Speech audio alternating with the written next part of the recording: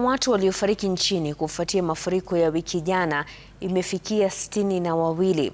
Kwa mujibu wa Wizara wa Usalama, watu 33 wamefariki katika kaunti ya Nairobi pekee. Haya yanajiri huku familia 9 zikiendelea kuwatafuta wapendwa wao waliosombwa na maji ya mafuriko. Gatete Njoroge na kina cha taarifa hiyo. Wiki moja baada ya gharika kuvamia jiji kuu, makafani ya Nairobi yamepata wageni chungu nzima, familia zikifika kuwatambua wapendwa wao, wengine wakifika kuwatafuta wapendwa wao. Miongoni mwao ni kina mama hawa kutoka Mihang'o ambao mwana wao Alex Njuki alitoweka Ijumaa usiku alipojiunga na rafikie kumwokoa mkewe aliyepatwa na mafuriko South C. Wakakuta jam. Alex akasema, akatoka kwa gari, akasema anaenda kujisaidia. Wakaona dakika 5 imeisha na hajarudi. Ndugu yake akatoka kwa gari, akaenda kumtafuta, wakuona Alex mpaka wa leo. Familia inashuku huenda alisombwa, kwani kando ya eneo alikoshuka gari kulikuwa na mtaro uliofurika maji.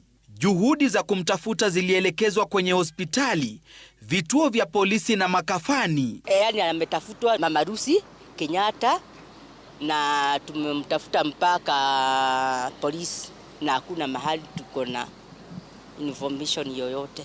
Mwingine kutoka eneo hilo ni Dan Otieno. Mwanawe Mike Ndiege alisombwa na maji baada ya kumwokoa rafikie aliyeanguka ndani ya mto wakivuka daraja lililoharibiwa na maji Jumamosi.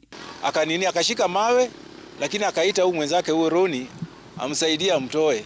Roni kupeleka mkono akamshika kidogo na mkono ikaponyoka, Mike akaingia kwa maji. Babake anasema licha ya juhudi za majirani kumsaka, hawajafanikiwa kumpata kwenye makafani. County government anisaidie nipate mtoto wangu.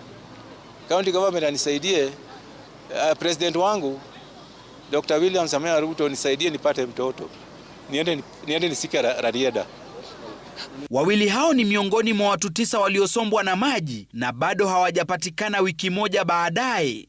Huko Narok, zaidi ya familia 10 zimeachwa bila makao kufuatia mafuriko maeneo ya Talek, Narok West Alhamisi.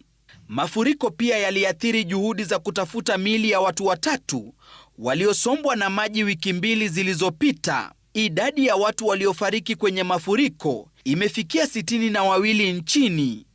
Gatete Njoroge, Runinga ya Citizen. Kwingineko, familia